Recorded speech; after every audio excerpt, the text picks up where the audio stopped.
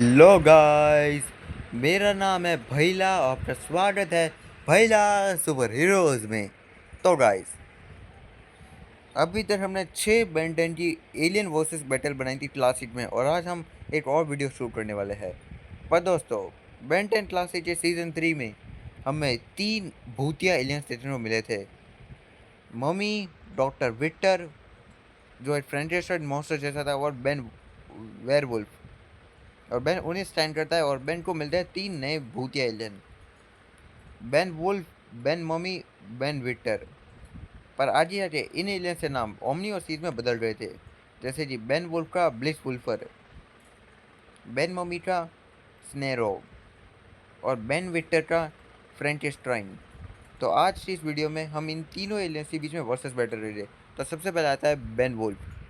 तो Ben wolf यानी bliss वुल्फर जो है, वो हमें फर्स्ट टाइम बेंटेड क्लासिक के एपिसोड बेन वुल्फ में देखने को मिल गया था। उसकी होम वर्ल्ड है लूना लोबो, जो एनर सिस्टम, जो एक पूरे भूतिया एलियंस का सोलर सिस्टम है, उसके चांद में रहती है। और उसकी स्पीशीज है लबून, जो भेड़िया जैसे एलियंस होते हैं। उसकी पावर्स की बात करें तो सोनिक राउल, जो अपने मुंह से बहुत मात्रा में सोनिक राउल कर सकता है। इसके अलावा वो जो है, अपनी सोनिक राउल की मदद से अपने आते हुए कुछ अटैक्स को भी डिफ्लेक्ट कर सकता है। जैसे उसने एक बार कई सारे अपने निंजा से अटैक्स को अपनी ओर आते हुए रोका था। इसके अलावा वो अपनी सोनिक प्रोपोर्शन से वो एक हद तक मिसाइल की तरह उड़ भी सकता है कुछ हद तक। उसके पास शार्प टीथ है, शार्प क्लॉस है, enhance strength, enhance durability, enhance jumping, enhance agility, enhance speed. वो अपने चार पैरों पे जब भागता है तो वो बहुत तेज़ होता है। Enhance reflexes, enhance smelling, enhance hearing, उसके कान बहुत ज़्यादा तेज़ है। और साथ में अपने पैरों को बहुत अच्छे से इस्तेमाल कर सकता है। साथ में वो अंधेरे में देख सकता है। और उसकी कुछ ऐसी एबिलिटीज जो उसने नहीं, उसकी स्पीशीज वालों ने दी थी। जैसे कोरोडियम की रेडिएशन का उस पर असर नहीं पड़ता, लावा से भी उस पर असर नहीं होता, और वो वॉल पे भी चल सकता है। जब बात करते हैं कमज़ोरी की, तो जो ब्लडर स्पीशीज है वो अपने करप्टार से, नाम भूल जाओ मैं, जब माफ़ करना, उसे उसे कंट्रोल कर सकता है। इसके अलावा जो बेन मोमी की स्पीशीज है, वो अपने बैंडेज से उसका मुंह बंद कर सकता है, जिसे वो सोनिक हाउल का यूज़ ना कर सके। उसके कान बहुत ज़्यादा तेज़ है, इसलिए वो ज़्यादा मात्रा में आवाज़ झेल नहीं सकता। और साथ में टॉय पिट की जो स्पीशीज है, उसकी 80% देखते ही डरते हैं। अब बात करते हैं बेन ममी यानी कि स्नेरो की। तो वो हमें सबसे पहले देखने को मिला था द रिटर्न्स एपिसोड में। तो उसकी जो है होम वर्ल्ड है, वो है एनर खूफान। नाम गलत बोला तो माफ़ करना। और उसकी स्पीशीज है थेप कूफान, जो मम्मी जैसे पट्टियों के बंधे हुए जीव होते हैं। उसकी पावर्स की बात करें तो बैंडेज जनरेशन अपनी बॉडी से कई सारे बैंडेज को निकाल सकता है। वो किसी को भी बैंडेज में बांध सकता है। इसके अलावा वो शेप शिफ्टिंग भी कर सकता है, मतलब अपनी शरीर का आकार बदल सकता है, क्योंकि उसका पूरा बॉडी बैंडेज का बना है। इसके अलावा वो अपने पूरे शरीर को बैंडेज के रूप में निकल सकता है और इधर उड़ भी सकता है। इसके अलावा छोटी सी छोटी जगह से निकल भी सकता है आसानी से। उसके पास शेप शिफ्टिंग है, मतलब उसके बॉडी को डिस्ट्रॉय करते तो वापस से ठीक हो जाती है। इसके अलावा उसके पास इलास्टिसिटी है, वो अपने हाथों को लंबा कर सकता है। उसके पास एक हद तक इनहेंस स्ट्रेंथ है। जैसे कि एक एपिसोड में उसने कुछ हद तक बेंजारो के स्नेरो ने जो है बेन 10,000 के 4 मंडर्स और जो 4 आर्म्स और वंडर्स का फ्यूजन था, उसे परेशान किया था। और हाँ, ये मैं ये नहीं बोल रहा हूँ कि जो स्नेर है, वो है स्नेरो, वो 4 मंडर्स और जितना या उससे स्ट्रॉन्ग है, नहीं। मैंने बोला है कि उसने उसे परेशान किया था कुछ हद तक, ये मैं बोल रहा हूँ। मतलब उसके पास ठीक ठाक स्ट्रेंथ तो है ही दोस्तों। इसके अलावा enhance durability, enhance jumping, enhance reflexes, साथ में अंडर वाटर सर्वाइबिलिटी, मतलब वो पानी में भी जीवित रह सकता है एसिड से। साथ में उसका जो चेहरा है वो उसकी बॉडी से आसानी से निकल सकता है। साथ में वो अपनी पूरी बॉडी के बैंडेज को कुशन जैसा बना सकता है, जिसे अगर कोई गिर जाए तो फिर उसे चोट ना लगे। और अगर उसकी कुछ स्पीशीज़ की पावर बताए जो उसकी स्पीशीज़ ने यूज़ की थी दूसरे मेंबर्स ने, जैसे उसकी जो बैंडेज है वो इतने स्ट्रॉन्ग है, शार्प है, कि वो वाइल्ड वाइन की पेड़ों को भी काट सके। वो अंतरिक्ष में भी आसानी से जीवित रह सकते हैं। उसकी आंखें बहुत ज़्यादा चमकीली है, हो सकती है। वो जो है अपने बॉडी में कोई चीज़ रख सकता है और कोरोडियम का भी उस पर असर नहीं होता। और उसकी कमज़ोरी की बात करें तो उसकी खुद की बैंडेज में उसे कोई बांध सकता है। उसकी बैंडेज जो है वाइल्ड वाइन की या किसी शख्स के लंबे हाथों में फंस सकती है। इसके अलावा बहुत मात्रा में हवा या विंड अटैक जो है उस पर भारी पड़ सकता है। करप्ट जो है ब्लड एक्स्ट्रा वो उसे कंट्रोल कर सकता है।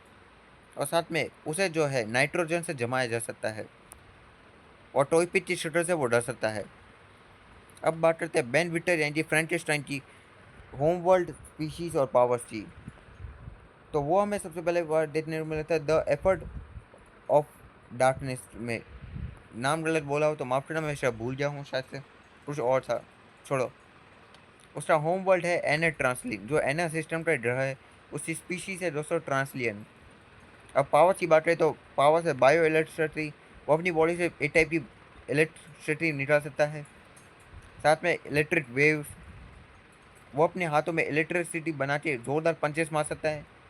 इसके अलावा energy beams, enhance strength, enhance durability, enhance jumping, enhance reflexes. एक साथ में वो जो है अंतरिक्ष में भी एक हद तक जिंदा रह सकता है।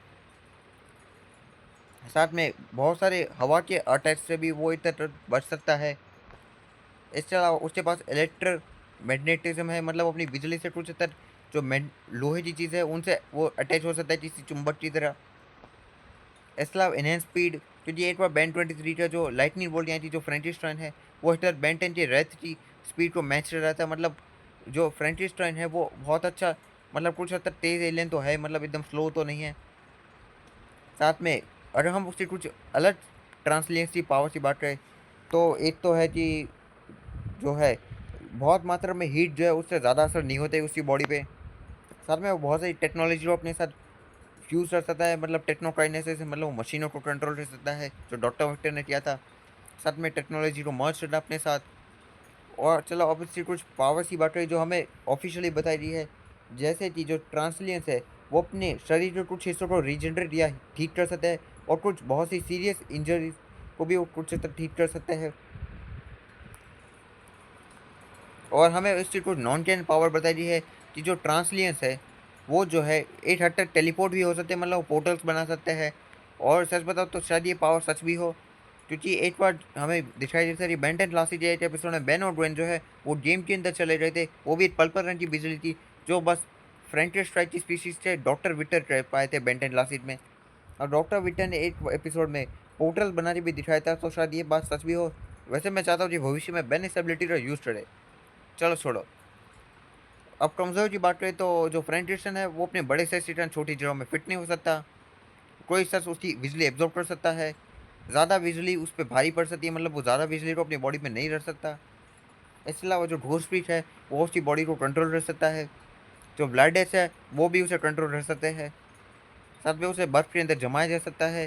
जो गर्म स्टील है उसे लोहे में बदल दो तो वो जम सकता है एक जगह। और साथ में टोपी टी शटर से वो डर सकता है। और क्या करो भाई साहब, टोपी टी शटर से तो आधा ब्रह्मांड डरता है। छोड़ो। अब बात करते हैं इन तीनों की लड़ाई हो तो कौन जीतेगा। तो सर सोचो, तो मेरे से सबसे पहले हारेगा वो है स्नेरो, मतलब बेन मम्मी। और ऐसा क्यों? तो देखो, जो बेन मम्मी है वो कुछ हद तक एक अच्छी स्ट्रेंथ है उसके पास, मतलब वो दोनों को अच्छी टक्कर दे पाएगा। और साथ में वो चाहे तो अपनी पट्टियों से बेन वुल्फ के मुंह को भी पकड़ ले। पर ये मत भूलो कि बेन वुल्फ जो है उससे क्लॉस बहुत ज़्यादा शार्प है और उसका सोनिक हाउल भी बहुत अच्छा है, जो शायद बेन मम्मी पे भारी भी पड़े। और बेन मम्मी शायद उसे रीजनरेट कर ले। पर ये मत भूलो कि बेन वुल्फ के पास बहुत अच्छी स्ट्रेंथ है, प्लस उसका सोनिक हाउल अगर फुल पावर में अटैक है तो बेन मम्मी ये छक्के छुड़ा सकता है। और बेन विक्टर यानी कि फ्रैंकिस्टाइन की बात करें तो उसके इलेक्ट्रिक पंचेस बहुत स्ट्रॉन्ग है। और अगर मैं तुम्हें बताऊँ तो शायद फ्रैंकिस्टाइन और जो बेन वुल्फ है वो आसानी से बेन मम्मी को हरा सकता है। मतलब बेन मम्मी का दोनों में से किसी के सामने चांस है, मतलब दोनों को अच्छी टक्कर दे सकता है पर हार जाएगा एंड में। अब बचे हैं बेन वुल्फ और बेन विक्टर। तो बेन वुल्फ जो है उसके पास अच्छी इनहेंस स्पीड तो है और सोनिक हाउल जैसा पावरफुल अटैक तो है, जो शायद बेन विक्टर पे भारी पड़े। पर अकॉर्डिंग टू माई नॉलेज फ्रैंकिस्टाइन के पास बहुत मात्रा में इलेक्ट्रिसिटी बहुत पावरफुल अटैक्स है, जो शायद ब्लिसफुल पे भारी पड़े। तो अकॉर्डिंग टू माई नॉलेज विजेता है बेन विक्टर एटी फ्रैंकिस्टाइन। और आपको क्या लगता है ये मुझे कमेंट कीजिए। तो हमारी इस लड़ाई का विजेता है फ्रैंकेस्टाइन यानी कि बेन विक्टर। और हमारी ये वीडियो यहीं पे ख़त्म होती है। तो दोस्तों फिर मिलते हैं किसी और वीडियो में। Bye bye.